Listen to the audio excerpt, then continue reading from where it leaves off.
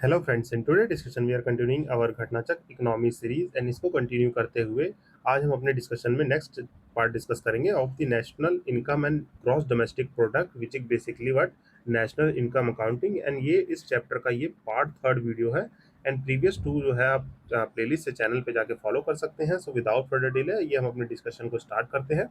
And other playlist follow कर सकते हैं। यहाँ पे आपको टेलीग्राम चैनल मिलेगा जहाँ पे आप पीडीएफ नोट्स इसके एक्सेस कर सकते हैं। सो विदाउट फर्दर डिले हमने कुछ क्वेश्चंस हमने डिस्कस कर लिए थे। अप्रॉक्सीमेटली 20-30 क्वेश्चंस मैंने इसके आपके डिस्कस कराए थे। हम उसके फर्दर आगे जो है कि डिस्कशन को कंटिन्यू करेंगे। हमने प्रीवियस सेशन में यहाँ तक जो है क्वेश्चंस डिस्कस कर लिए थे। इसमें हमने बेसिकली देखा था, अगर मैं आपको 2 मिनट में समअप करूँ कि प्रीवियस डिस्कशन में क्या पढ़ा है, तो पहले मैंने आपको नेशनल इनकम के बारे में बताया था कि नेशनल इनकम क्या होती है, ठीक, which is nothing else but GDP की डेफिनेशन। इसके कुछ एग्रीगेट्स होते हैं, मेजरमेंट जो हमने पढ़ा था, क्या सबसे इंपॉर्टेंट बताया था NNP at the factor cost. यही purest form of the measure of income है अपनी जीडीपी मेजर करने के लिए। देन मैंने आपको जो है कि फैक्टर इनकम और फैक्टर ऑफ प्रोडक्शन पढ़ाया था, factor production and factor income. Circular flow of economy बताया था, ठीक, ये सब पहले सेशन की चीज़ें हैं। सर्कुलर फ्लो ऑफ इकोनॉमी पढ़ा था, इनकम पढ़ा था, circular flow of income. Then हमने इन दोनों चीज़ के साथ साथ क्या पढ़ा था, टाइप्स ऑफ गुड्स पढ़े थे, types of goods.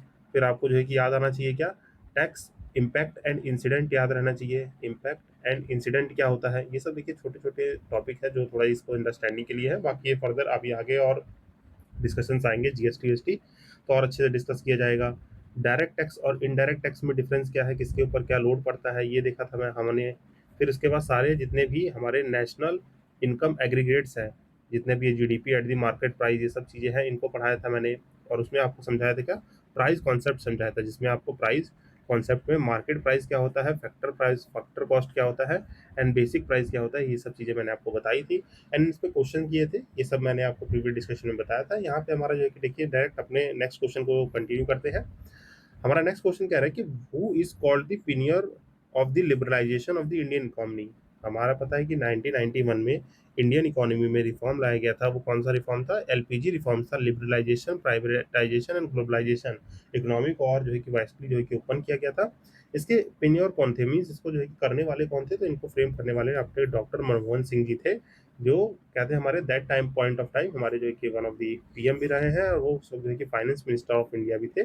So he is called the pioneer of the liberalisation. अभी जानते हैं रिसेंट केस में, रिसेंटली जो है कि सुप्रीम कोर्ट ने इनको क्लीन चिट दिया है। क्लीन चिट मिली है किसमें, इनके कोल केस था इनके ऊपर, जो सीबीआई ने जो है कि लास्ट रिपोर्ट फाइल की है, तो इनको क्लीन चिट दिया गया है। और याद करिए जब ये अपना इनका केस हुआ था और इन्होंने जो है कि अपने पीएम पद से हटे थे, तो इन्होंने एक लाइन कही थी, आई होप कि history history will kinder to me, and it is prove कि जो हिस्ट्री है काइंडर टू मी। तो इनके लिए हिस्ट्री जो है काइंडर रही, क्योंकि उस स्कैम में इनको वैसे भी इनका कुछ रोल नहीं था। तो हालांकि सीबीआई ने भी प्रूव किया, तो क्लीन चिट मिला है। तो ये आप याद रखेंगे। बाकी फादर ऑफ दी, मतलब पिनियर ऑफ दी हमारे एलपीजी रिफॉर्म जो है हमारे डॉक्टर मनमोहन सिंह कहलाते हैं।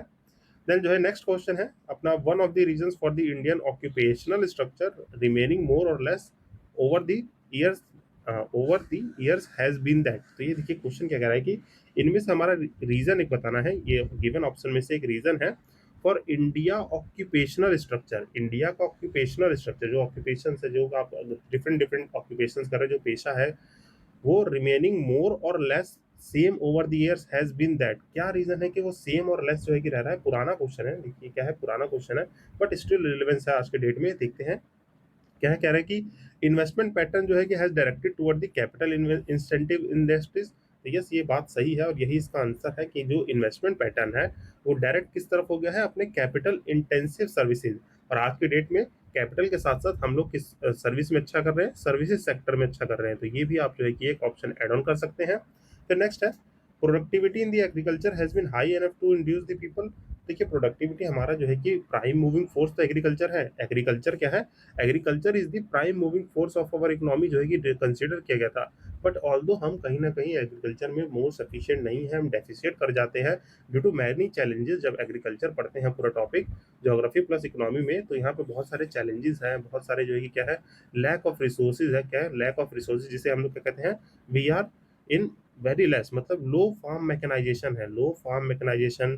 फ्रेगमेंटेड लैंड जो है, क्या, फ्रेगमेंटेड लैंड, फ्रेगमेंटेड लैंड का मतलब होता है लैंड की जो है कि स्मॉल लैंड होल्डिंग कैपेसिटी है सबकी, क्या है, स्मॉल लैंड होल्डिंग कैपेसिटी है। तो इसीलिए प्रोडक्टिविटी इन एग्रीकल्चर जो है कि नॉट हाई एनफ है, तो ये ऑप्शन है, तो ये गलत हो जाएगा। फिर कह रहा है ceiling on the land holding have enabled more people to own land and hence preference to stay with the agriculture. देखिए ceiling on the land holding मैंने बताया कि छोटे छोटे लैंड से तो उतना वो खुद के सफिशिएंट यूज के लिए पता है अपने लिए ही सफिशिएंट पैदावार कर ले, इसलिए होता है, तो ये भी ऑप्शन सही नहीं है। Then people are largely unaware of the significance of transition from agriculture to industry for the economic development। ये किस लिए गलत है, क्योंकि देखिए यहाँ पे हम लोग अवेयर हैं कि हाँ एग्रीकल्चर से इंडस्ट्री की तरफ मूव कर रहे हैं, बट ऑल्दो कई लोग जो है कि विलेजेस में अभी भी एग्रीकल्चर इकोनॉमी है, रूरल इकोनॉमी एग्रीकल्चर डिपेंडेंट ही है, यहाँ पे डिस्गाइज एम्प्लॉयमेंट देखने को मिलता है। तो यहाँ पे अनअवेयर नहीं है, मीन्स अवेयर है, बट वो रिसोर्सेज जो है कि उतने यूटिलाइजेशन नहीं है। क्या कमी है, स्किल लेबर की कमी है। तो यहाँ पे ये सारे ऑप्शन जो है कि गलत है। आप ये देख सकते हैं डायरेक्ट हो गया है कैपिटल इंटेंसिव इंडस्ट्री की तरफ और सर्विसेज सेक्टर की तरफ जो है कि इंटेंसिव है, तो ये हमारा जो है कि राइट आंसर होगा। देन इसके साथ नेक्स्ट देखते हैं, यहाँ देखिए ऑक्यूपेशनल स्ट्रक्चर जो है कि डिफाइन होता है क्या, segment of the country population जो एंगेज है हमारे different economic ventures, various professions, और इंडिया में after independence regardless of the increase in the GDP क्या है, इंस्पायर्ड चेंजेस है हमारे प्राइमरी, सेकेंडरी और tertiary sector. Primary raw sector होता है जो एग्रीकल्चर वाला, सेकेंडरी मैन्युफैक्चरिंग है, टर्सरी सर्विसेज सेक्टर है। तो यहाँ पे कह रहे हो ऑक्यूपेशनल जो है मेन लेस और रिमेन सेम है अर्लियर की तरह। उसका मेन रीजन है इन्वेस्टमेंट पैटर्न जो कि डायरेक्ट हुआ इंटेंसिव पे, और देखने को मिला है कि planning in India which emphasis the capital intensive industry जो है कि प्रमोट करती है लेबर इंटेंसिव इंडस्ट्रीज को। Effort of the planners with regard to the development क्या है, true turn beneficiary towards the scale capital sector, capital sector के, और जहाँ स्मॉल है small scale cottage industry fail करते हैं रिस्पॉन्स करने के लिए, और लार्ज स्केल इंडस्ट्री जो है इंटेंसिव है कैपिटल ओरिएंटेड तो प्रोक्योर दी एम्प्लॉयमेंट वर्कफोर्स। तो आई होप ये चीज आपको क्लियर हो गई होगी। एंड ये आज के डेट में कहें तो सर्विसेज सेक्टर भी इसी तरह से हमारा है, कैपिटल इंसेंटिव और सर्विस सेक्टर। देन आगे मूव करते हैं, कह रहा है कि which of the following activities, क्या कह रहा है कि यहाँ पे कुछ एक्टिविटीज दी हुई है constitute under the real sector in the economy. Real sector के अंदर कौन सा आता है, क्या फार्मिंग हार्वेस्टिंग है, farming harvesting their crop, farmers harvesting their crops, textile mills converting raw cotton into the fabrics. ठीक, यहाँ पे अभी मैं समझा दूंगा इसको। और फिर चौथा कह रहा है कि आपका कॉमर्शियल बैंक है lending money to the trading company, और कॉर्पोरेट बॉडी है issue rupee to the denominated bond overseas. तो देखिए आप यहाँ पे हमसे पूछा क्या था, क्वेश्चन में साफ साफ कहा था इसने कि जो फॉलोइंग एक्टिविटीज है रियल सेक्टर। अब ये रियल सेक्टर की डेफिनेशन जानिए कि रियल सेक्टर होता क्या है। ठीक, क्या होता है रियल सेक्टर इन इकोनॉमी, क्या चीज होती है, इसको बेसिकली आपको जो है कि जानना जरूरी है। रियल सेक्टर वो सेक्टर होता है, इसको मैं यहाँ लिख देता हूँ, real sector that produce that part of means that नहीं, the part of economy, the part that produces actual goods and services, जो एक्चुअली गुड्स और सर्विसेज को प्रोड्यूस कर रहे हैं उसे हम कहते हैं रियल सेक्टर। एग्जाम्पल जैसे एग्रीकल्चर हो गया, ठीक, एग्रीकल्चर हो गया, ठीक, मैन्युफैक्चरिंग आपकी हो गई, मैन्युफैक्चरिंग हो गई, देन कंस्ट्रक्शन हो गया, ठीक, जितना कंस्ट्रक्शन का ये लेमेंस टर्म में सारी चीज़ें बता रहा हूँ, और सर्विसेज हो गई। तो ये सब जो है आपका किस में आता है, हमारे रियल सेक्टर में। जैसे एग्रीकल्चर का एग्जांपल दो तो एग्रीकल्चर में क्या होगा, आप क्रॉप को ग्रो करेंगे, एनिमल हस्बेंड्री करेंगे, फिशिंग करेंगे, ये सब हमारा किस में आता है, रियल सेक्टर में। देन मैन्युफैक्चरिंग में क्या क्या आता है, जो आपके यहाँ से रॉ मटेरियल है उनको जो है कि मैन्युफैक्चर कर रहे हैं, सर्विसेज प्रोवाइड कर रहे हैं, ये सब हमारा मैन्युफैक्चरिंग सेक्टर में आता है। कंस्ट्रक्शन में बिल्डिंग रोड्स ये सब इंफ्रास्ट्रक्चर बिल्ड करना, सर्विसेज में जो भी आप health care, teaching and etcetera provide करा रहे हैं, ये सब हमारा इसमें आता है। तो ये दोनों तो ऑप्शन हमारे करेक्ट हो जाएंगे, फार्मर और ये तो आप समझ में आ गया होगा आपको। And then this comes the commercial bank और ये सब, और कॉर्पोरेट बॉडी, ये सब क्या है, ये एक तरह के फाइनेंशियल सेक्टर है। ठीक, जैसे ये सब क्या होंगे, ये एग्जाम्पल है हमारे किसके, थोड़ा फाइनेंशियल सेक्टर के। फाइनेंशियल सेक्टर क्या होता है, फाइनेंशियल सेक्टर इम्पैक्ट डालता है हमारे रियल सेक्टर पे, मतलब बट ऑल्दो रियल सेक्टर और दोनों डिफरेंस है। ठीक, यहाँ पे जो है कि हमारा फाइनेंशियल सेक्टर जैसे हो गए बैंक्स हो गए, ठीक, आपका लोन्स हो गए, स्टॉक मार्केट हो गया, स्टॉक्स हो गए, बॉन्ड्स हो गए, तो ये सब चीज़ें हमारी यहाँ पे फाइनेंशियल सेक्टर में आते हैं। तो ये दोनों ऑप्शन रियल सेक्टर में नहीं आएंगे। तो आई होप यही हमारा आंसर होगा, ए 1 और 2 ओनली आंसर होगा। अब इस चीज़ को आप देखिए, पढ़ लीजिएगा तो ये चीज़ क्लियर हो जाएगी। मैंने आपको ब्रीफली समझा दिया है, फाइनेंशियल सेक्टर क्या होते हैं ये सब बता दिया है। फिर नेक्स्ट क्वेश्चन हमारा आता है, which among the following is not a major factor of the economic growth. इसमें से एक मेजर फैक्टर नहीं है, बाकी तीन है। तो आइए देख लेते हैं वन वन करके। कह रहे कि accumulation of the capital and the reforms in the technology, क्या ये मेजर फैक्टर है इकोनॉमिक ग्रोथ के लिए? यस, हमारे पास अगर कैपिटल होगा और रिफॉर्म्स टेक्नोलॉजी में होगा तो इकोनॉमी अच्छी ग्रो करेगी, बिल्कुल सही बात है। कह रहे change in the population, yes it is also all the factor, means आपकी पॉपुलेशन कंट्रोल रहेगी, पॉपुलेशन अच्छा काम करेगा, मीन्स जो है कि आपका डेमोग्राफिक डिविडेंड जो है, डेमोग्राफिक डिविडेंड कह लीजिए, टर्म दे रहा हूँ, तो ये अगर अच्छे से काम करेगा और ये सब चीज़ें अच्छे से काम करेंगी तो चेंज इन पॉपुलेशन भी एक फैक्टर हो सकता है। फिर कह रहे हैं division of the labour in the specialised activities, yes skill labour की बात करें तो ये भी जो है कि सही फैक्टर है। फिर कह रहा है कि यहाँ पे टेक्नोक्रेट्स और ब्यूरोक्रेट्स मीन्स जो है कि सिविल सर्विसेज और जो है कि आपके अदर सर्विसेज हो गए, तो ये एक मेजर फैक्टर इकोनॉमिक ग्रोथ का नहीं है, ये गुड गवर्नेंस का है। मीन्स क्या है, ये ऑल दो बैकबोन हो सकती है जब आप गवर्नेंस वाला पोर्शन पढ़ते हैं अपने मेंस के लिए, तो ये ब्यूरोक्रेट्स और जो है कि टेक्नोक्रेट्स जितने भी होंगे, टेक्नोलॉजी से रिलेटेड जितने रिफॉर्म आ रहे हैं, ब्यूरोक्रेसी जो है it is a part of the good governance, और गुड गवर्नेंस किसी इकोनॉमी को होल्ड करने का काम कर सकती है, but it is not although major factor. तो ये जो है कि ब्रीफली याद रखेंगे। तो ये हमारा जो है कि आंसर डी हो जाएगा, ये फैक्टर नहीं है। बाकी major factor of economic growth natural resource हो गया, फिजिकल कैपिटल, आपका population of labour, human capital, technology, law हो गया, इसमें से टेक्नोक्रेट्स और ब्यूरोक्रेट्स जो है कि not a major factor of economic growth. I hope ये चीज आपको समझ में आई होगी। देन आगे मूव करते हैं। नेक्स्ट क्वेश्चन कह रहा है कि which of the following is a sign of the economic growth. अब इसमें से एक जो है साइन ऑफ इकोनॉमिक ग्रोथ है, बाकी जो है कि तीन गलत होंगे। तो कह रहा है कि इंक्रीज हो रहा है किसमें, national income at the constant price. अब देखिए कांस्टेंट प्राइस क्या होता है, करंट प्राइस क्या होता है, कांस्टेंट प्राइस होता है हमारा बेस ईयर वाला, ठीक, ये मैंने आपको शायद कल थोड़ा बताया होगा। कांस्टेंट प्राइस बेस ईयर वाला होता है, करंट प्राइस जो है कि अभी नॉमिनल ईयर वाला, जो नॉमिनल जीडीपी करते हैं वो करंट प्राइसेस पे करते हैं, यहाँ रियल जीडीपी करते हैं। तो इकोनॉमिक ग्रोथ जो है कि कह रहा है कि इसमें से साइन है इकोनॉमिक ग्रोथ का नेशनल इनकम बढ़ने का। नेशनल इनकम क्या होती है, NNP at the factor cost होता है, ठीक। अब ये कह रहे हैं NNP at the factor cost, पर यहाँ पे बेस ईयर यूज होगा तो रियल जीडीपी आएगी। तो ये हमारा जो है कि not one of the major sign of the economic growth है कि इकोनॉमिक ग्रोथ ये कंपैरिजन करने के लिए होती है कि इकोनॉमिक पॉलिसी बेस ईयर जहाँ यूज होता है वहाँ क्या होता है, हम इकोनॉमिक पॉलिसी यूज करते हैं, इकोनॉमिक पॉलिसी कैसी बनानी है, कैसे ग्रो करना है, ये सब अगर ग्रोथ देखनी है तो हमें करंट ईयर प्राइजेस पे करना होता है। देन नेक्स्ट कह रहा है sustained increase in the real पर कैपिटा इनकम। यस ऑल्दो ये जो है कि हमारी पर कैपिटा इनकम जो सस्टेन हुई है और रियल रियल पर कैपिटा इनकम में ग्रोथ हुई है, मतलब करंट प्राइजेस पे, तो ये हमारा जो है कि करंट सॉरी कांस्टेंट प्राइजेस पे रियल पर कैपिटा इनकम ग्रो हुआ है, तो ये हमारा आंसर हो जाएगा करेक्ट। फिर कह रहा है कि income at the current prices over the time, current prices over the time ये भी जो है कि नहीं दिखाएगा, और ये national income along increase in the population ये भी नहीं दिखाएगा।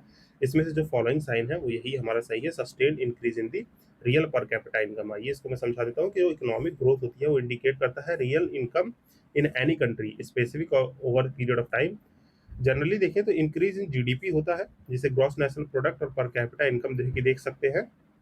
There should be economic growth of the country, but most suitable जो है कि मेजर है कि हमारा डेवलपमेंट हो किसमें, पर कैपिटा इनकम में, तो मोस्ट सुटेबल आंसर है ये सब। देखिए ये हमारे एग्रीग्रेट्स है, जो एनएनपी है, नेशनल इनकम, ये सब क्या है, एनएनपी जो है कि एग्रीग्रेट्स है, जो आपका ओवरऑल जो है कि इनकम के बारे में बता रहे हैं। बट यहाँ पे रियली जो इकोनॉमिक ग्रोथ मैंने बताया न्यूमेरिकल टर्म में आपकी जीडीपी कितनी बढ़ी है वो किस हिसाब से पता चलेगी। इसमें से सबसे बेस्ट सूटेड ऑप्शन है बी ऑप्शन, जो हमारा बता रहा है कि रियल रियल पर कैपिटा इनकम पर पर्सन की बढ़ रही है, तो इसका मतलब इकोनॉमिक ग्रोथ हो रहा है, ठीक। तो ये जो है कि ब्रीफली याद रखेंगे। देन नेक्स्ट है best index of the economic development is provided by. कह रहा है कि बेस्ट इंडेक्स जो है इकोनॉमिक डेवलपमेंट का, अब देखिए ग्रोथ और डेवलपमेंट में मैंने आपको डिफरेंस बता चुका हूँ।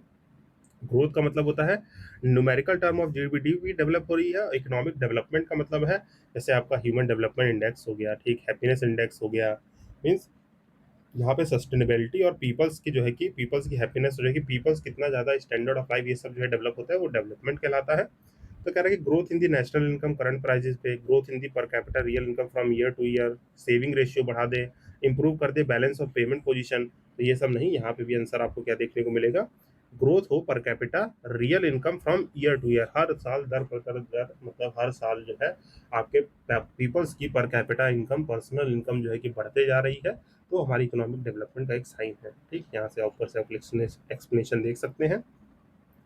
फिर कह रहे हैं कि मोस्ट अप्रोप्रिएट मेजर है इंडिया की इकोनॉमिक ग्रोथ का, तो मोस्ट अप्रोप्रिएट कौन सा होगा, क्या जीडीपी होगा, क्या एनडीपी होगा, एनएनपी होगा, यही पहले क्वेश्चन बताया। ये सब क्या है, नेशनल इनकम एग्रीगेट्स आप न्यूमेरिकल टर्म में मेजर कर सकते हो, पर इकोनॉमिक ग्रोथ को मोस्ट एप्रोप्रिएट मेजर करने के लिए पीसीपी होगा, पर कैपिटा इनकम। एक पर कैपिटा प्रोडक्ट कह लीजिए, पर कैपिटा इनकम कह लीजिए, बात हमारी सेम बनती है। तो ये देखिए बहुत ही रिपीटेडली पूछा गया, 13 13 15 एक बहुत बार पूछा गया है, और इसको जो है कि कॉन्सेप्ट में अब यूज किया जाएगा, तो मे भी इस चीज को आप अच्छे से ध्यान रखें। देन जो है नेक्स्ट आगे बढ़ते हैं। कह रहे हैं standard of living in a country is represented by, क्या poverty ratio, per capita income, ये तो स्टैंडर्ड ऑफ लिविंग जो है कि पर कैपिटा से दिखाई जाएगी। National income, poverty ratio, employment rate, इनसे हमारी जो है कि स्टैंडर्ड ऑफ लिविंग नहीं दिखेगी, और यही हमारी ग्रोथ और डेवलपमेंट बताता है।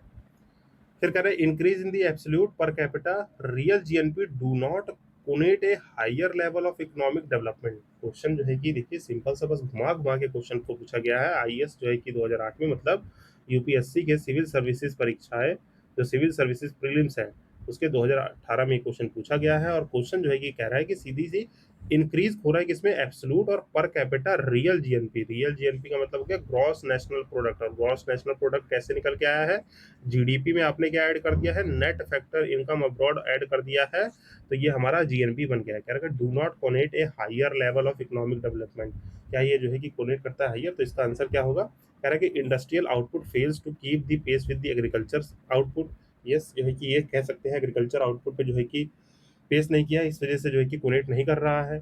और कह रहा है agriculture output fails to keep pace with the, ये तो ये भी जो है कि नहीं है। हमारा क्या है, पॉवर्टी एंड अनएम्प्लॉयमेंट इंक्रीज कर रहा है, मतलब गरीबी और अनएम्प्लॉयमेंट दोनों ही बढ़ती हुई दिख रही है। That's why it's do not, मतलब एब्सोल्यूट में और पर कैपिटा जो है कि रियल जीएनपी का बढ़ा है, फिर भी ये higher level of economic development क्यों नहीं कर रहा है, क्योंकि उसके साथ साथ पॉवर्टी और एम्प्लॉयमेंट भी इंक्रीज होते हुए दिखा है। ये सब जो है कि फिर हमारा कोई भी इसमें मतलब नहीं रहेगा। इम्पोर्ट कर रहा है कि grow faster than the export, तो इससे मतलब नहीं होगा। तो ये आई होप ये चीज समझ में आ गया होगा। ये क्या है, इकोनॉमिक ग्रोथ एक कंजर्वेटिव कॉन्सेप्ट है। Take it denotes the national actual जो है कि level of output, where as the economic development क्या है, कंपैरेटिव और नॉर्मेटिव कॉन्सेप्ट है। ठीक, ये बात याद रखना है कि इकोनॉमिक ग्रोथ क्या है, एक जो है कंजर्वेटिव है, इकोनॉमिक डेवलपमेंट क्या है, एक कंपैरेटिव और जो है कि आपका नॉर्मेटिव कॉन्सेप्ट है, जहाँ पे स्टैंडर्ड ऑफ लिविंग ये सब बताता है कि आपका safe drinking water, improve sanitation, medical facilities, आपका primary education, literacy rate, poverty कितनी इरेडिकेट मतलब खत्म हुई है, इंक्रीज आपका एम्प्लॉयमेंट में हुआ है कि नहीं, तो ये सब हमारे रियल जीएनपी में जो है कि नोट होते हैं, तो ये आप याद रखेंगे। फिर अगला क्वेश्चन देखते हैं, growth rate of the per capita income at current prices is higher than, क्या है, पर कैपिटा इनकम जो है करंट प्राइसेस पे, जो अभी का प्राइस चल रहा होगा फाइनेंशियल ईयर का, उस पे ऑफ द कांस्टेंट प्राइस, मतलब बेस ईयर पे, because the latter takes into account account the rate of, ये क्या लेता है, increase in the price level, मतलब जो करंट प्राइसेस पे है, ठीक, वो हमारा जो है कि इंक्रीज इन प्राइस लेवल, मतलब करंट प्राइसेस इन्फ्लेशन को इंक्लूड करेगा ना। मतलब जैसे मैंने आपको बताया था कि बेस ईयर का जो है कि प्राइस किसी यूनिट का, एक यूनिट बेस ईयर प्राइस है आपका 100 रुपये, अभी जो है कि करंट प्राइस जो है कि उसका कितना है, 110 रुपये। तो इसमें जो है कि क्या है, ये 110 इसलिए है क्योंकि ओवर द टाइम इन्फ्लेशन लगा है, चीज़ें महंगी हुई है, दैट्स वाई यहाँ पे increase in the price level देखने को मिलता है। यहाँ पे देखेंगे पर कैपिटा जो आपका कांस्टेंट प्राइस पे रहता है, वो एडजस्ट करता है इफेक्ट ऑफ द इन्फ्लेशन, इस चीज़ को देखेंगे, इफेक्ट ऑफ द इन्फ्लेशन जो कि इंक्रीज इन प्राइस लेवल है, पर कैपिटा करंट प्राइजेस में जो है कि ये इंक्लूड होता है। तो आई होप ये चीज़ आपको समझ में आ गई होगी। फिर नेक्स्ट क्वेश्चन इजी क्वेश्चन है, कह रहा है कि पर कैपिटा इनकम इंडिया में ₹20 था एट टाइम पे, फर्स्ट टाइम जो असरटेन किसने किया था, रनाडे जी ने, डब्ल्यू हंटर ने, कि आरसी दस ने, तो दादा भाई नौरोजी, दादा भाई नौरोजी की ही अपनी फेमस किताब है, कौन सी, let me know in the comment section, जो हमारे जो कि एनसीईआरटी में भी मेंशन है आपका, जो कि कौन सी ड्रेन ऑफ वेल्थ थ्योरी है, ठीक, पॉवर्टी अनरेस्ट इंडिया है, ये सब जो है किताबें हैं दादा भाई नौरोजी की, तो कमेंट सेक्शन में जाके लिखेंगे जरूर आप उस बुक का नाम।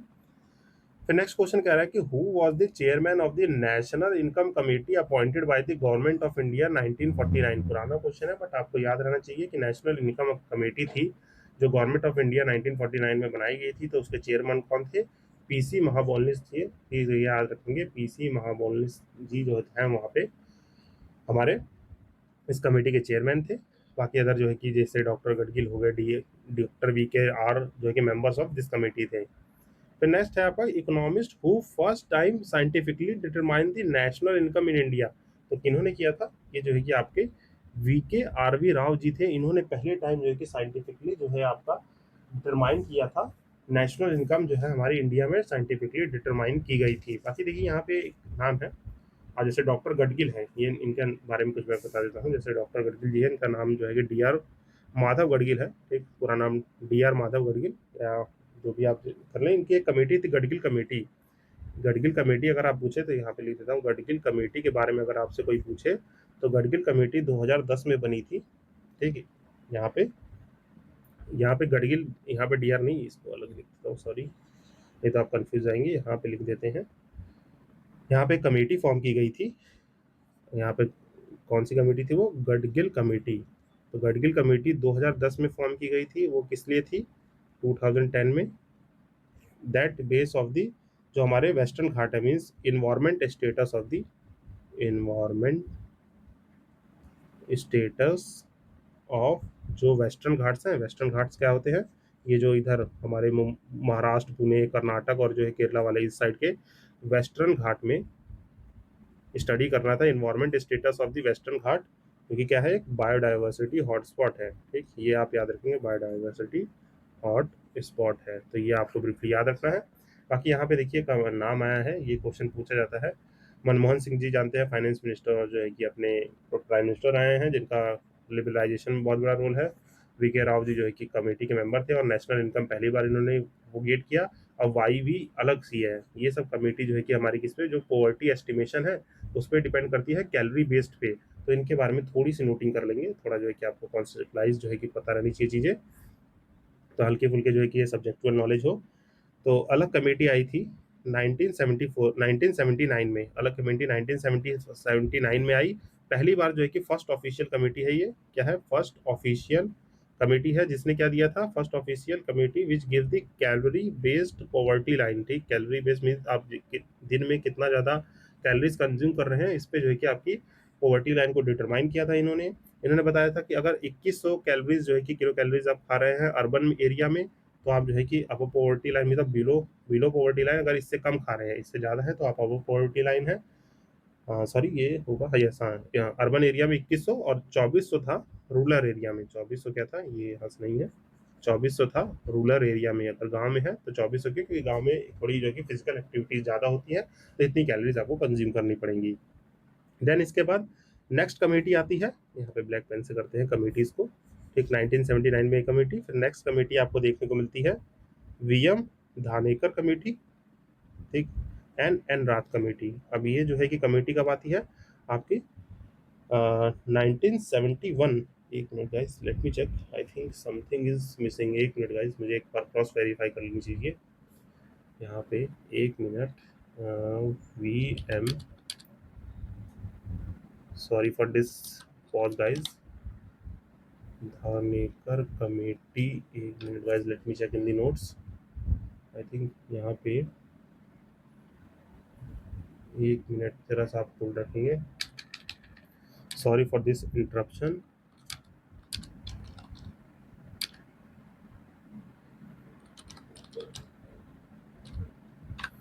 फिर 1979, ये मेरे को क्रॉस वेरीफाई करना है।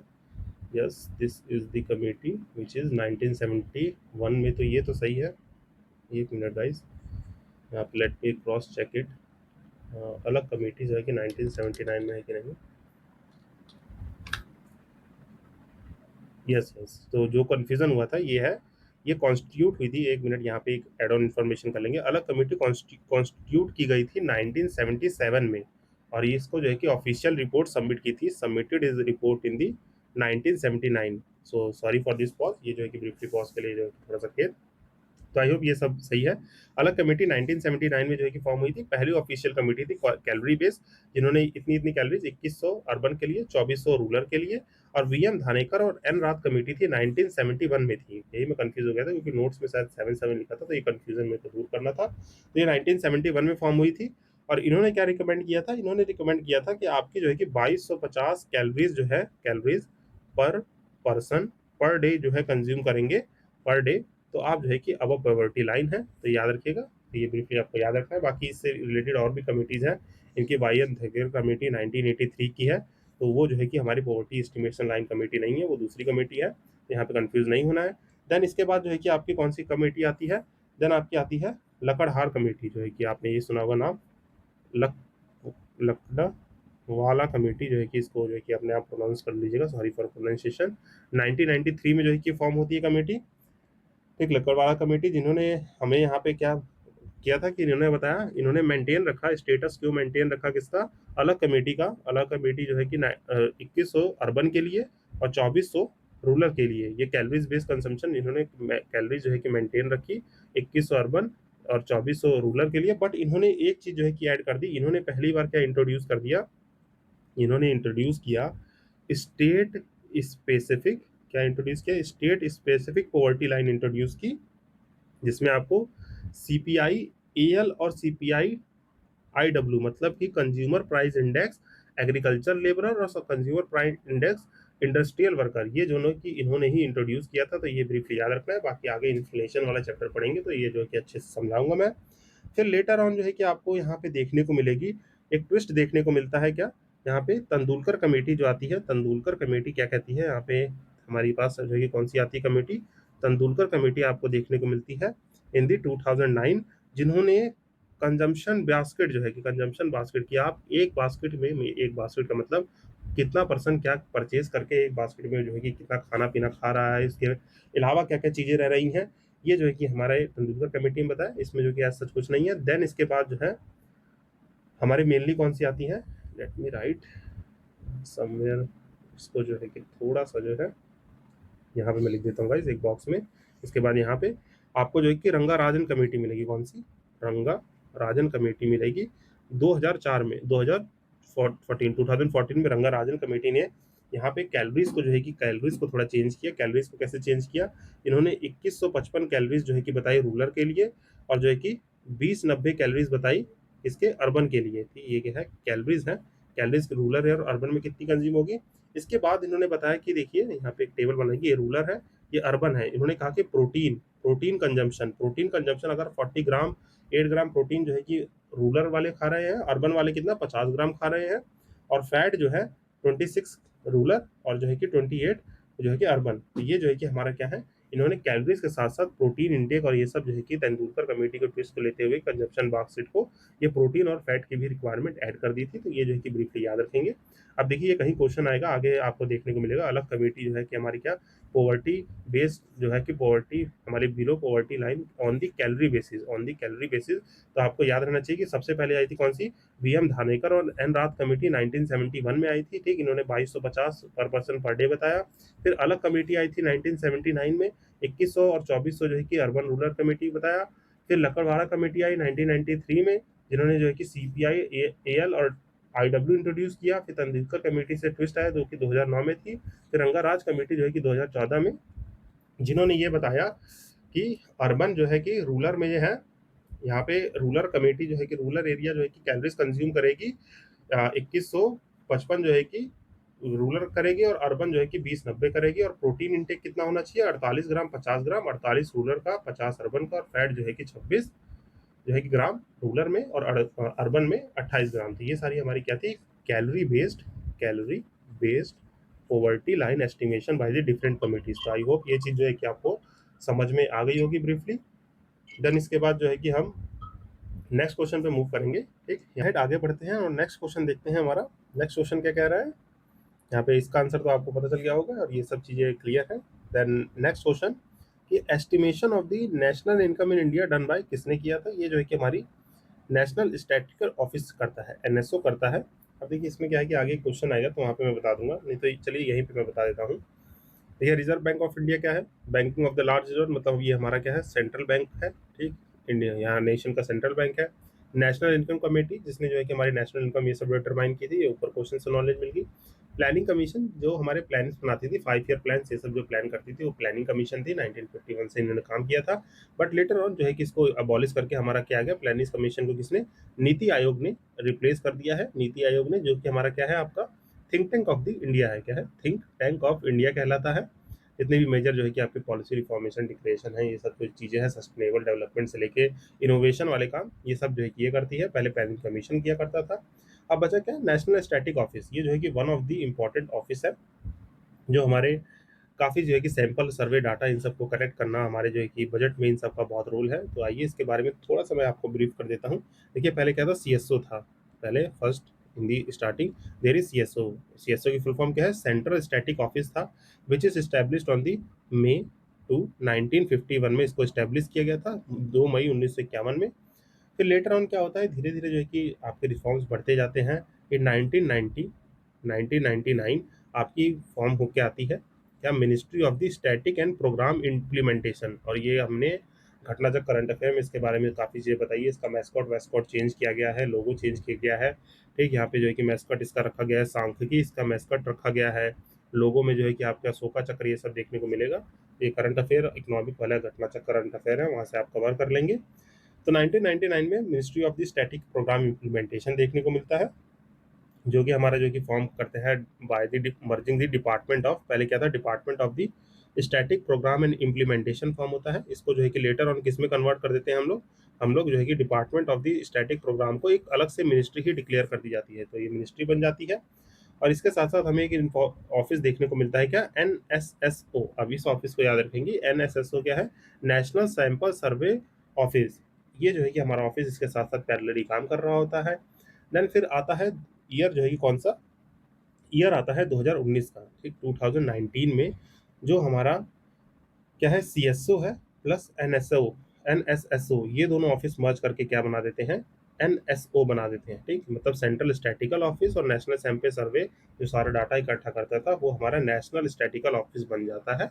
तो ये सब जो है कि related estimation of the national income, ये सब चीज़ें जो है कि करता है। जितने भी हमारे लेटेस्ट जो है सब कुछ, जितना भी चीज़ें होती है means estimation of GDP per capita, ये जितनी भी चीज़ें हैं ये इसके अंडर की जाती हैं। तो ये यहाँ पे देखिए ये सब चीज़ लिखा हुआ है कि 2019 में सीएसओ एंड एनएसओ मर्ज करके एनएसओ बना देती है। तो आई होप ये चीज़ आपको क्लियर हो गई होगी। विद दिस नोट हम अगले क्वेश्चन की तरफ बढ़ते हैं। अगला क्वेश्चन कह रहा है कि which of the following offices institute release data of the national income in India. तो कौन रिलीज करता है? यहाँ पे देखेंगे तो आपका क्या नीति आयोग है, एनएसओ, सीएसओ है। तो आप जानते हैं सीएसओ और एनएसओ को मर्ज करके एनएसओ कर दिया गया है। ठीक, यहाँ पे none of the above, one more than the above नहीं होगा।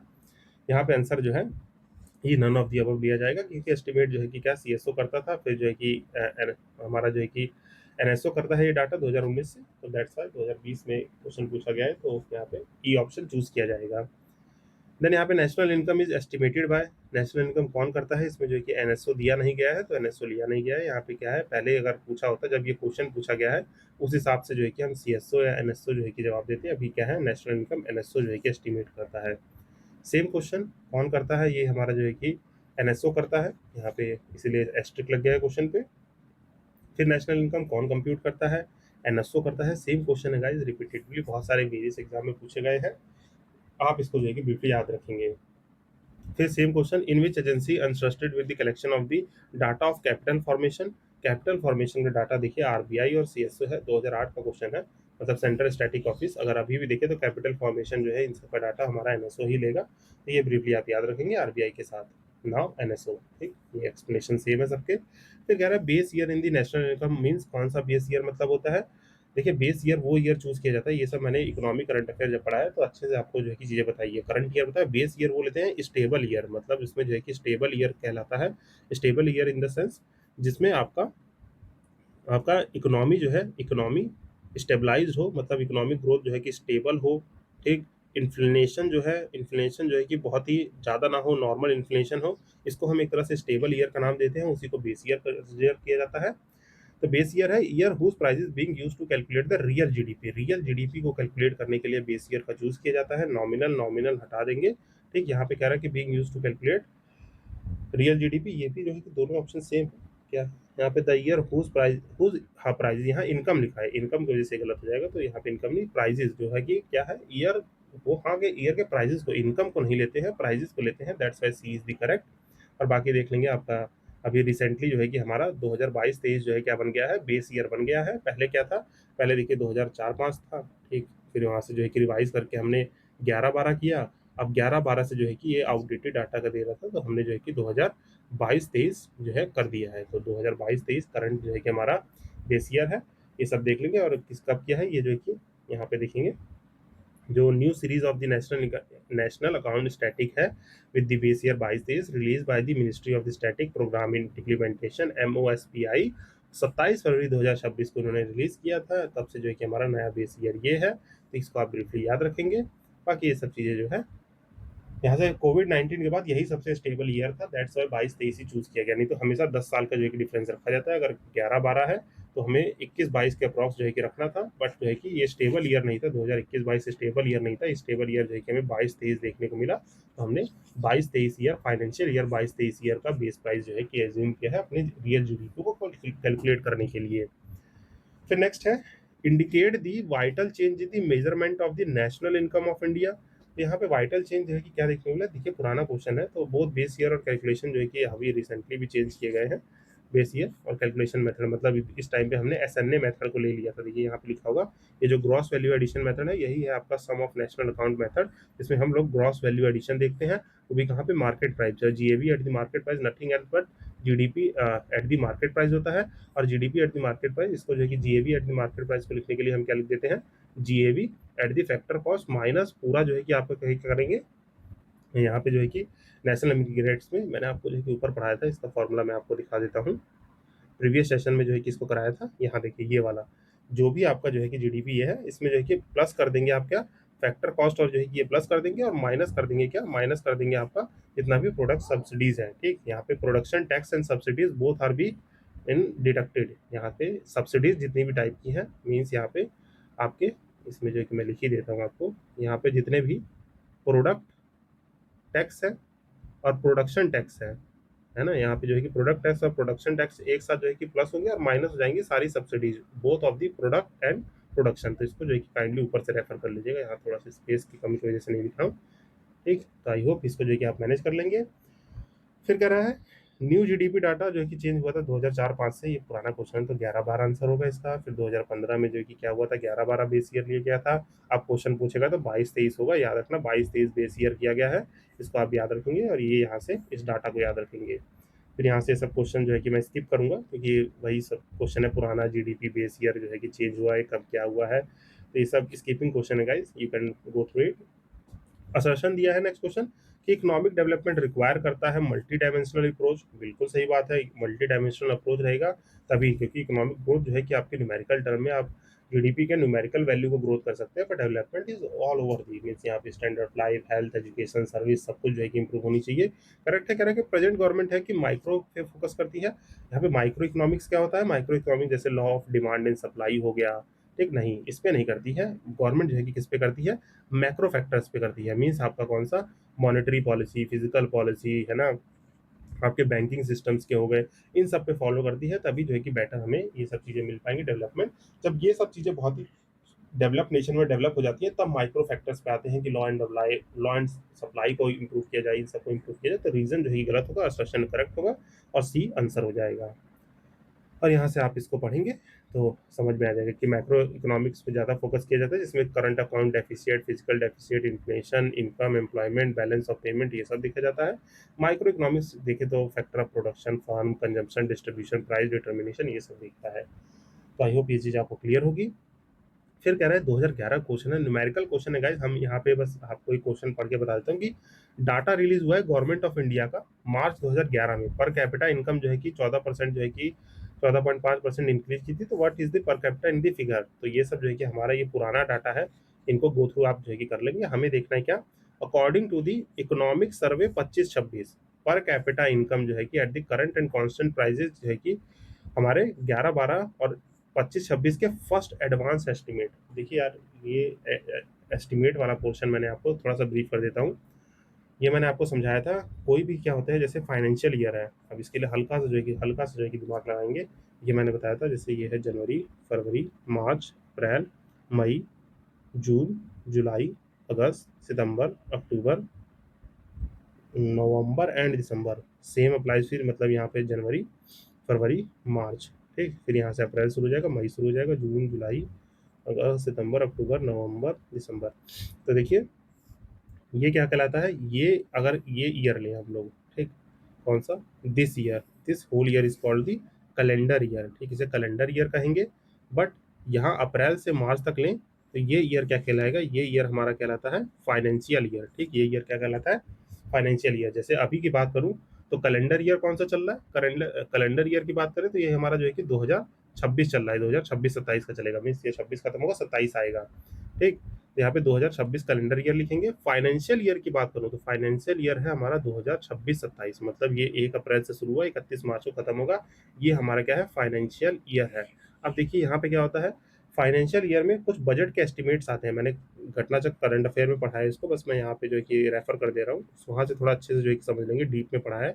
बजट एस्टिमेट्स होते हैं, तो मतलब अभी जो फाइनेंशियल ईयर है 2026-27, तो यहाँ पे इसका क्या है, हमारे पास बजट एस्टिमेट आया होगा फाइनेंशियल ईयर 26-27 का, ठीक, 26-27 का।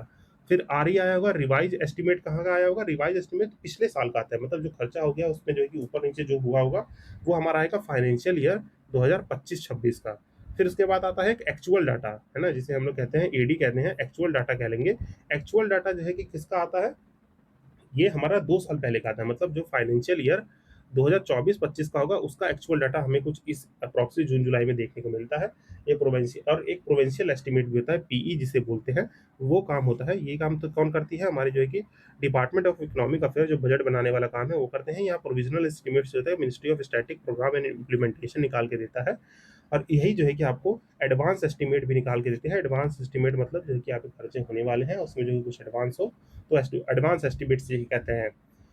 तो ये कुछ एस्टिमेट्स की बातें थी, वहाँ मैंने बताया था, तो वहाँ से रेफर कर लेंगे, थोड़ा सा रिवाइज करा दिया है कि क्योंकि यहाँ पे देखिए अब ये एई लिखा है, सेकंड एडवांस एस्टिमेट लिखा है। देखिए second advance estimate of the financial year 25-26 का आया है, क्योंकि आपका जो है कि जो बजट एस्टिमेट होगा उसको रिवाइज किया गया, उसमें जितना भी एडवांस जो है कि चीज़ें, मतलब थोड़ी जो एडवांस खर्चे हो गए या इस लेमेंस टर्म में पड़े, तो वो चीज़ें होती हैं हमारी एडवांस एस्टिमेट टाइप। तो यहाँ पे आपको देखने को मिला था, पहले एडवांस एस्टिमेट में बताया गया था कि पर कैपिटा जो है कि कुछ अराउंड 2,19,000 समथिंग थी। देन सेकंड जो है कि एनएसओ ने 27 फरवरी 2026 में निकाला, तो हमारी जो है कि पर कैपिटा इनकम जो है कि देखने को कितनी मिली थी, यहाँ पे सेकंड एडवांस में, यहाँ पे आपको देखने को मिलेगा करंट प्राइजेस जो है, करंट प्राइजेस पे आपके this and the and this, ये जो है कि हमें कहाँ देखने को मिली थी, पर कैपिटा जो है कि एनएनआई, नेट नेशनल इनकम में देखने को मिला था। तो ये जो है कि ब्रीफली आप देख सकते हैं। फिर रिवाइज एस्टिमेट्स देखेंगे और सेकंड एस्टिमेट, यहाँ पे पर कैपिटा इनकम कुछ इस तरह और इस तरह देखने को मिलेगी। ये फिगर्स है, ये ओवरऑल जो मेरे को समझाने का काम था। ये देखिए थोड़ा जो है कि इसको रट्टाफिकेशन और ऐसा कुछ नहीं है, बस समझ लीजिए कि इंक्रीजिंग और डिक्रीजिंग क्या है, अगर इंक्रीज किया है कि डिक्रीज किया है, ये ट्रेंड आपको पता रहना चाहिए। इससे ज़्यादा देखिए, इतना ज़्यादा कोई भी फैक्ट एंड फिगर याद नहीं रख सकता है, बस मेरे को ये समझाना था कि यहाँ पे ऐसी चीज़ें लिखी है। तो ये एडवांस एस्टिमेट क्या होता है, बजट एस्टिमेट क्या होता है, रिवाइज एस्टिमेट क्या होता है। आप एक काम करेंगे, वहाँ पे इकोनॉमी वाला जो करंट अफेयर सीरीज है उसको देख लेंगे, उसमें जो है कि अच्छे समझाया है। बाकी ये जब बजट पोर्शन आएगा, क्योंकि अभी यहाँ पे नेशनल इनकम अकाउंटिंग पढ़ रहे हैं, बजट वाले में भी इसको थोड़ा अच्छे से मैं समझा दूंगा। तो ये आई होप समझ में आ गया होगा कि क्या कौन सा एस्टिमेट है। देखिए रिवाइज एस्टिमेट जो है कि 2025-26 का जो है कि हमारा क्या है, एडवांस एस्टिमेट निकाला है इन्होंने, ठीक, यहाँ पे। और ये जो है कि क्या है, 25-26, 24-25 का रिवाइज एस्टिमेट जो है कि निकाल के दिया है हमारे डाटा फाइनेंशियल ईयर के लिए।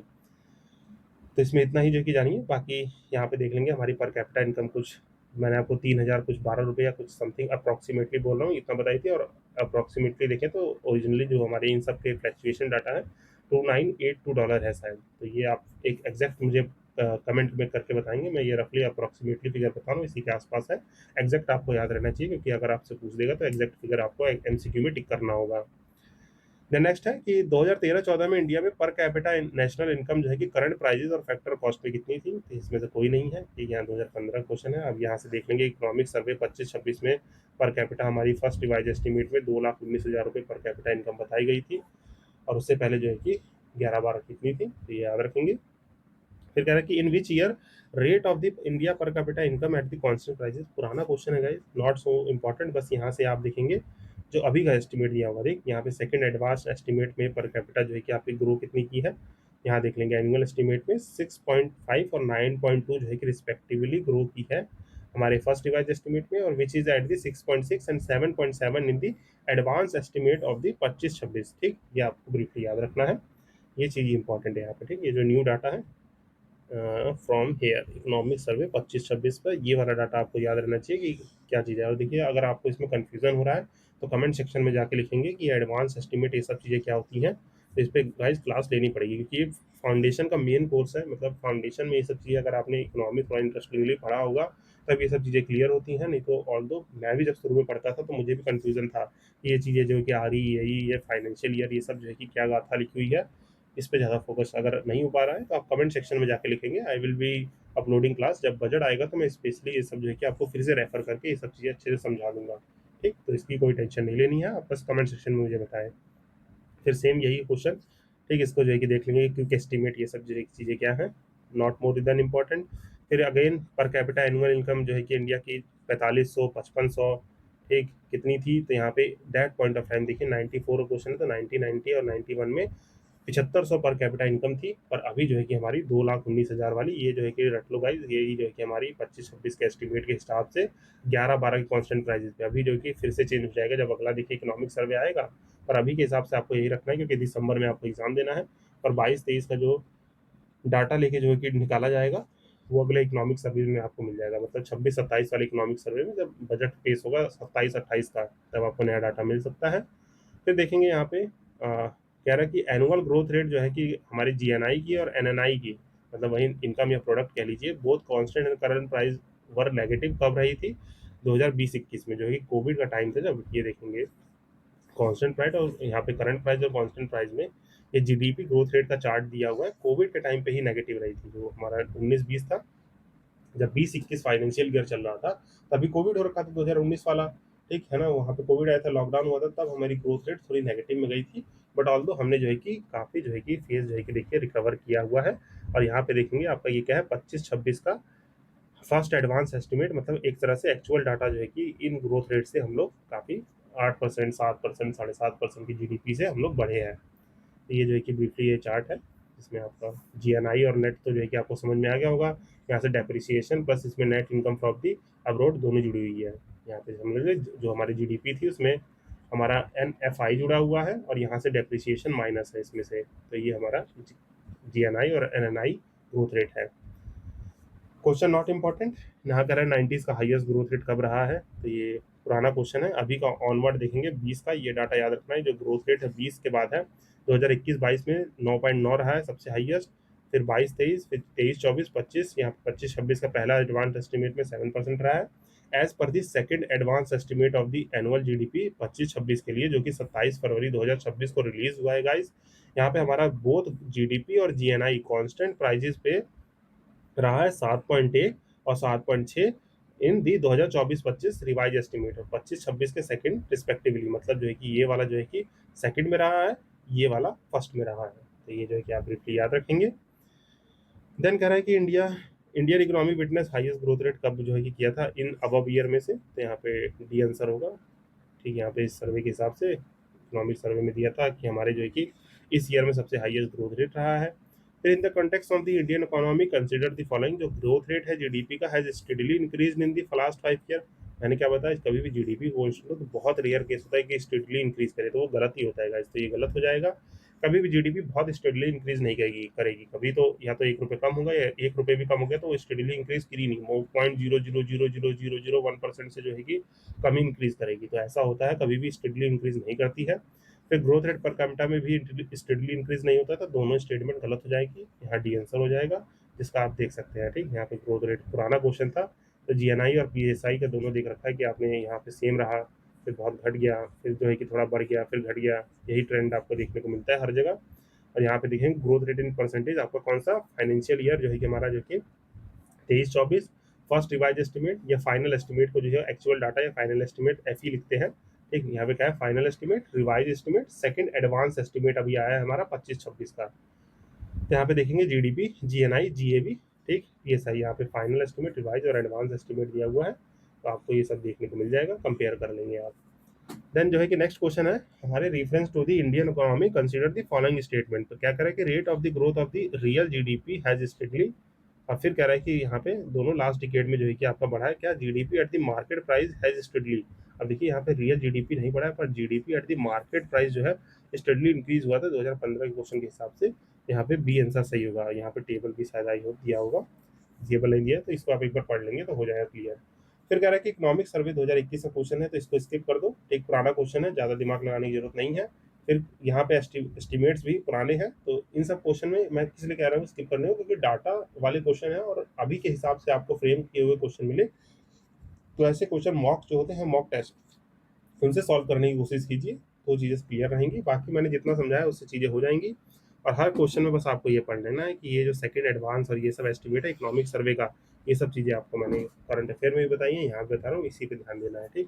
तो ये सब क्वेश्चन मैं थोड़ा स्किप करूँगा, तो प्लीज़ कोई ये नहीं सोचेगा कि यहाँ पे इन सब क्वेश्चन को स्किप किया जाता है, क्योंकि ये पुराने क्वेश्चन है, इनका कोई भी मतलब नहीं है कि आप देखिए, आप कह रहे हैं कि जीडीपी ग्रोथ रेट एक्सपेक्टेड है 2000 साल की, तो वो हमें क्या करना है, हमें तो पता रहना चाहिए कि हमारी 26-27 की जो है कि आईएमएफ ने या जो है कि हमारे इंडिया की मॉनेटरी पॉलिसी कमेटी ने कितना ग्रोथ रेट प्रोजेक्टेड किया है, कितना जो है कि हमारा क्या है इन्फ्लेशन टारगेट है ना, क्या ये सब प्रोजेक्टेड है, ये हमें 26-27 का पता रहना चाहिए, हमें 25-26 का एडवांस एस्टिमेट और ये सब चीज़ें जो है कि पता रहनी चाहिए कि 7.6 है कि 7.1 है। ये आपको याद रहना चाहिए कि 7.1 जो है कि हमारे कांस्टेंट प्राइजेस पे है, 7.6 करंट प्राइजेस पे है, जो कि हमारा फर्स्ट एडवांस एस्टिमेट है किसका, हमारे जो है कि 25-26 का जो है कि एडवांस एस्टिमेट है, तो ये आपको याद रहना चाहिए, उससे ज़्यादा जो है कि मैटर नहीं करता है, ठीक। अगेन ये सब क्वेश्चन सब गाथा वही है, तो यहाँ से ये सब क्वेश्चन होंगे स्किप। और यहाँ पे ये चार्ट इंपॉर्टेंट है, ये चार्ट इंपॉर्टेंट क्यों है, कह रहा है कि विच ऑफ द फॉलोइंग सब sector has experience the negative growth rate among this year. तो ये क्वेश्चन इंपॉर्टेंट इसलिए नहीं है, यहाँ पे इंपॉर्टेंट क्या है, यहाँ पे इंपॉर्टेंट ये है, यहाँ देखेंगे कि according to the second advance estimate of the annual GDP for the 25 and 26 release by the NSO on the 27 फरवरी 2026, जो आपको कांस्टेंट जीएबी है, mean GVA growth rate, gross value addition growth rate in the percentage है, उसका पहला का revise और दूसरे का जो है कि 25-26 का एडवांस एस्टिमेट आया है। तो ये जो है कि आपके कोर सेक्टर्स है, जैसे एग्रीकल्चर, लाइव स्टॉक, फॉरेस्ट्री, तो 4.2 से 2.4 है, माइनिंग, कोरिंग हो गया, मैन्युफैक्चरिंग हो गया, ये आपको जो है क्या हमारी जो 8 कोर इंडस्ट्रीज हैं, इनका इंडेक्स हमेशा याद रहना चाहिए गाइस, इनकी परसेंटेज ग्रोथ कितनी हो रही है, यू मस्ट रिमेंबर दिस, ये टेबल है क्या इंपॉर्टेंट है, इसके ग्रोथ रेट को थोड़ा जो है कि रट लीजिएगा कि कहाँ क्या किस फाइनेंशियल सेक्टर इन सब में हुआ है, क्योंकि ये सब मैं जब पढ़ाऊंगा क्या बैलेंस ऑफ पेमेंट पढ़ेंगे, हम लोग बैलेंस ऑफ पेमेंट पढ़ेंगे, तो उसमें दो अकाउंट पढ़ते हैं, ठीक, करंट अकाउंट पढ़ते हैं और एक जो है कि हमारा वहाँ पे दो क्या, एक करंट अकाउंट, एक कैपिटल अकाउंट, मीन्स यहाँ पे लिखना पड़ेगा, कैपिटल और करंट अकाउंट पढ़ते हैं, इसमें भी दो अकाउंट होते हैं, विजिबल्स, इनविजिबल्स हो गए, फ्रूट्स एंड सर्विसेज हो गया, तो हाँ इन सब का थोड़ा रोल आता है, तो you must remember this kind of things, ये आपको याद रखना चाहिए। फिर जो है कि नेक्स्ट है, अगेन इसको स्किप किया जाएगा, पुराना क्वेश्चन है एस्टिमेट, एस्टिमेट के लिए, देन यहाँ पे कुछ क्वेश्चंस ऐसे ही देखने को मिलेंगे guys। तो यहाँ पे अब नेक्स्ट क्वेश्चन में जो कराने वाला हूँ, लेट मी सी, यहाँ पे सब ऐसे ही क्वेश्चन आपको देखने को मिलेंगे, एक मिनट गाइस, यहाँ पे 110 तक क्वेश्चन है, जो कुछ हमारे क्वेश्चन जो है, लेट मी सी दी एस्टिमेट वाले ही हैं, यस, यहाँ से अब क्वेश्चंस आपको थोड़े से capital formation, sorry for this, यहाँ पे एस्टिमेट है, ठीक, यहाँ पे पुराना क्वेश्चन है कि पर कैपिटा इनकम क्या है, मुझे मार्क कर लेना चाहिए था, एंड यहाँ पे थोड़ा सा आपको डिस्टर्बेंस हुआ, ठीक, यहाँ पे ये भी क्वेश्चन पुराना है, 96 का है, नॉट सो इम्पॉर्टेंट, प्रेजेंट सिरियानो में देखने पड़ेगा, चलिए यहाँ से मैं आपको थोड़ा बता दूं, देखिए क्वेश्चन किस टाइप का है, कह रहा है क्या क्वेश्चन कह रहा है कि though India national income has given several fold of since 1947 there has been no mark improvement in the per capita level, उसका रीजन कह रहा है कि साइजेबल प्रोपोर्शन है आपकी पॉपुलेशन की, India still living below the poverty line. तो देखिए यहाँ पे पहला जो है कि कह रहा है कि इंप्रूवमेंट नहीं हुई है पर कैपिटा इनकम में, तो देखिए आज के प्रेजेंट कॉन्टेक्स्ट में भी देखेंगे तो 1947 से लेके अब तक हमारा 2026 तक है ना, यहाँ पे हम अगस्त 1947 में आज़ाद हुए थे 15 अगस्त को, और अभी जो है कि हमारा अगस्त 8 अगस्त है जब मैं रिकॉर्ड कर रहा हूँ सेशन, 8 अगस्त 7 दिन बाद जो है कि इंडिपेंडेंस डे है, और ये इंडिपेंडेंस डे 7 अगस्त है, पक्का आपको क्या सुनना है, जो हमारे प्राइम मिनिस्टर जो होते हैं उस दिन जो है कि जो चीज़ें बताते हैं वो आपको उस दिन सुननी चाहिए। और ये मुझे बताएंगे, एक चीज़ मुझे बताएंगे, जो प्राइम मिनिस्टर जी हमारे भाषण देते हैं वो हमारा जो है कि इंडिपेंडेंस पे देते हैं कि हमारा जो है कि रिपब्लिक डे पे देते हैं, वो जो है कि कहाँ से दी जाती है मुझे बताएंगे, इंडिपेंडेंस डे से रेड फोर्ट पे दी जाती है, कि जो है कि रिपब्लिक डे पे दी जाती है, ये late me know in the comment section, आपका होमवर्क है, रिपब्लिक या इंडिपेंडेंस, इन दोनों में से प्राइम मिनिस्टर की जो स्पीच होती है एट द रेड फोर्ट वो कब दी जाती है, रेड फोर्ट से प्राइम मिनिस्टर स्पीच कब देते हैं, रिपब्लिक पे या इंडिपेंडेंस से, जो इंडिपेंडेंस हमारा 15 अगस्त को आने वाला है, 7 दिन बाद है, ठीक, आज 8 अगस्त है, 7 दिन बाद जो है कि आपको देखने को मिलेगा 2026 का इंडिपेंडेंस। तो ये क्वेश्चन क्या होता था, यहाँ पे कह रहा है कि पर कैप्टन, तो देखिए हम 1947 से 2026 में हमारे जो है कि आज़ादी के बहुत सारे साल हो गए हैं, तो क्या हमारे यहाँ 53 साल ये 26 साल ये मीन्स जो है कि आपके लगभग 53 ईयर्स ये 73 एंड 679, मतलब 80 साल बाद 80वां इंडिपेंडेंस मनाने वाले हैं हम लोग, तो क्या यहाँ पे हमारा जो है कि पर कैपिटा नहीं इंक्रीज हुआ, तो ये जो है कि गलत स्टेटमेंट है, तो ये आप याद रखेंगे, बाकी ये सही है क्योंकि हमारी पॉवर्टी लाइन जो है कि इसके एस्टिमेशन की वजह से साइजेबल है, तो D is the correct answer. Next question है कि रूरल जो है कि इनकम जो है generally lower than the urban, which of the following is reason is true. ये जो है कि आप सिंपली देख लेंगे कि लार्ज नंबर ऑफ फार्मर्स हैं, बिल्कुल सही बात है। प्राइमरी जो है कि लार्ज नंबर फार्मर इलिटरेट है और साइंटिफिक एग्रीकल्चर जो है कम है। प्राइमरी जो है कि हमारा प्रोडक्ट जो है कि लोअर होता है मैन्युफैक्चर से, तो ये भी सही है। इन्वेस्टमेंट एग्रीकल्चर में बहुत लो है। यहाँ पे तीनों ही ऑप्शन सही होंगे। फिर कैपिटल फॉर्मेशन पे है, reference to the capital formation which of the following is the correct. तो process of the capital formation depends on the saving and effectiveness of the financial institution और investment is the essential factor of the capital formation. तो yes, तो capital formation मतलब जो भी आपकी machinery ये सब लग रही है वो डिपेंड करता है सेविंग्स और effectiveness of the financial institution. बिल्कुल सही बात है। इन्वेस्टमेंट जो है कि एसेंशियल फैक्टर है, तो ये दोनों ही सही है, तो सी इज द करेक्ट आंसर होगा। देन यहाँ पे ये सब जो है लिखा हुआ चीज़ें ये मैंने आपको समझा दिया, बस एक बार पढ़ेंगे तो आप चीज़ें आपको क्लियर होंगी। फिर कह रहा है कि मेन रीजन है low growth rate in the India, 1995 का है। तो यहाँ पे देखेंगे high population capital output ratio है। अभी कैपिटल आउटपुट रेशियो मतलब एक यूनिट ऑफ प्रोडक्शन में हमारा कितना कैपिटल लग रहा है, इसे COR रेशियो कहते हैं। नेक्स्ट क्वेश्चन में होगा कैपिटल आउटपुट रेशियो क्या होता है। एक एक यूनिट को पढ़ाने में हमारा जो है कितना, मतलब एक यूनिट आउटपुट के लिए कितना जो है कि हमारा कंजम्पशन लग रहा है, उसे ही हम लोग कैपिटल आउटपुट रेशियो कहते हैं। यहाँ पे ये चीज़ याद रखिएगा, इफ COR मतलब कैपिटल रेशियो जो है कि हाई है despite the high saving and generation, और capital generating enough capital investment, output may not grow significantly, it can be जो है simply represented equation होती है growth into capital is equals to saving। ठीक है, क्या है, G is the economic growth, C is the capital, S is the saving। तो मतलब हमारी इकोनॉमी अच्छे से परफॉर्म, मतलब कैपिटल आउटपुट रेशियो अगर हमें ज़्यादा कैपिटल लगाना पड़ रहा है एक यूनिट को प्रोड्यूस करने में, तो हमारा जो है इकोनॉमी सफिशिएंटली वर्क नहीं करती। ये सब जो है कि ये इंक्रीमेंटल कैपिटल ICOR ये सब जो है कि आगे चीज़ें जब पढ़ेंगे, आगे बैंकिंग पॉलिसी इन सब में जाएंगे, तब मैं वहाँ पर अच्छे से इन सबको एक्सप्लेन करूँगा, इन सब के फॉर्मूलेज के थ्रू कि क्या इंक्रीज करता है। जैसे आप CRR SLR पढ़ते हैं उसी तरीके से ये बैंकिंग इन सब चैप्टर में आएगा, तो अच्छे से एक्सप्लेन किया जाएगा इसको।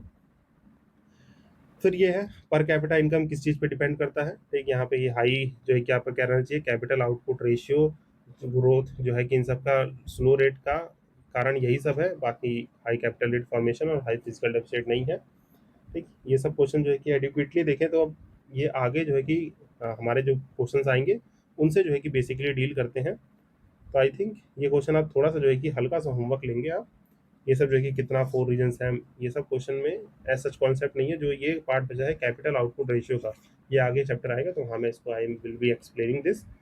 तो with this note guys, I hope national income accounting काफ़ी एफिशिएंटली मैंने ये कवर करा दिया है। नेक्स्ट चैप्टर है सस्टेनेबल इकोनॉमिक डेवलपमेंट। ये थोड़ा थियोरेटिकल पार्ट है, ठीक, यहाँ पे कुछ ऐसा टेक्निकल नहीं मिलेगा, तो इसको एक सेशन में मैं कवर करने की कोशिश करूंगा। जितने भी क्वेश्चंस होंगे आई विल बी एक्सप्लेनिंग दैट। और आपको जो है कि इसके लिए क्या होना चाहिए, जो भी हमारे सस्टेनेबल डेवलपमेंट गोल है, जितने भी SDG डिसाइडेड है UN द्वारा, यूनाइटेड नेशन के सस्टेनेबल डेवलपमेंट गोल्स, इनको आप याद करके रखेंगे तो ये हमारा चैप्टर आसानी से एक दिन में कवर हो जाएगा। बाकी अदरवाइज मैं आपको जो है कि कोई भी स्टोरी के थ्रू जो है कि याद करा दूंगा कि आप इसको भूले ना। जैसे मैंने याद कर रखा है, जैसे 1 2 3 4 है, तो no poverty, no hunger, quality education, wellbeing, ये सब है। इसको मैं अच्छे से याद करा दूंगा कि कैसे एक स्टोरी फॉर्मेट में। तो नेक्स्ट सेशन में ये करेंगे। आई होप ये सब जो है लास्ट के क्वेश्चन देखिए थोड़े इफिशिएंटली मैंने बता दिए कि यहाँ पे क्या क्या चीज़ें रिक्वायर्ड है। आई होप ये डिस्कशन आपको अच्छा लगा होगा।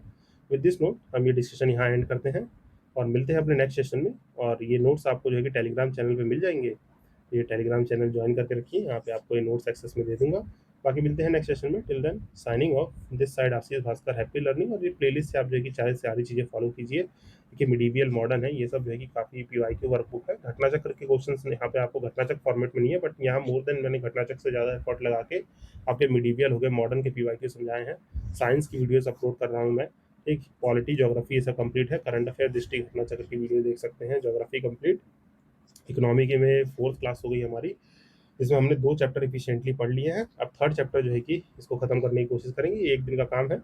फिर ये सब थोड़े हल्के चैप्टर हैं, फिर हमारा मेन काम आएगा यहाँ से। ये सब जो है थ्योरेटिकल चैप्टर है, मतलब इसके लिए आपको 11th की NCERT की बेसिक नॉलेज रहनी चाहिए। मतलब सोशल एंड इकोनॉमिक डेवलपमेंट है, इकोनॉमिक में ये सोशल डेवलपमेंट वाला पार्ट है। फिर इसके बाद थोड़ा कोर आता है हमारी मैक्रो इकोनॉमिक्स का, जो हमारे एग्जाम से पर्सपेक्टिव से भी इंपॉर्टेंट है, क्योंकि इन्हीं से आपके जो है कि मेजर क्वेश्चन आते हैं। देखिए यहाँ पे पिलर 1 मैंने सबसे ऊपर बैंकिंग एंड फाइनेंस क्यों रख रखा है, क्योंकि इससे ही आपके मेजर क्वेश्चन निकल के आते हैं। देन पब्लिक फाइनेंस से आते हैं। फिर इस सेक्टर से जो है कि आपके 1 2 क्वेश्चन आते हैं, जो आप थोड़ा ज्योग्राफी में एग्रीकल्चर पढ़े रहेंगे तो उससे भी कैपेबली आंसर कर सकते हैं। और कोर कॉन्सेप्ट से तो क्वेश्चन आते ही हैं, 1 2 क्वेश्चन अगर पूछ देगा तो वहीं से आपको जो है कि मेनली यहाँ से आपको करने होंगे। बाकी जुड़े रहिए सेशन से, यहाँ पे एक बार ये सब चीज़ें कंप्लीट हो तो फिर प्रीलिम से पहले, मतलब अभी तो मेन टारगेट हमारा यूपीएससी का प्रीलिम्स है, ठीक, इसीलिए जो है कंटेंट्स मैं आपको जो है कि हर दिन 2 सेशन ये सब दे रहा हूँ। तो 6 दिसंबर तक जो है कि आपको नवंबर में रिवीजन वीडियोस भी मिलेंगी। अगर आपने ये प्लेलिस्ट फॉलो किए रखी है पीवाईक्यूज की, तो वो रिवीजन वीडियो काफ़ी एफिशिएंट रहने वाली है आपको। ये मेरा कुछ आगे का प्लान है, तो मिलते हैं नेक्स्ट सेशन में। टिल देन, अगर सेशन अच्छा लगा तो लाइक शेयर करना है, ज़्यादा से ज़्यादा लोगों तक पहुँचाइए।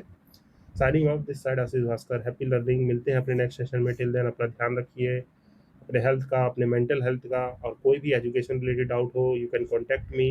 Till then take care, bye bye, मिलते हैं नेक्स्ट सेशन में।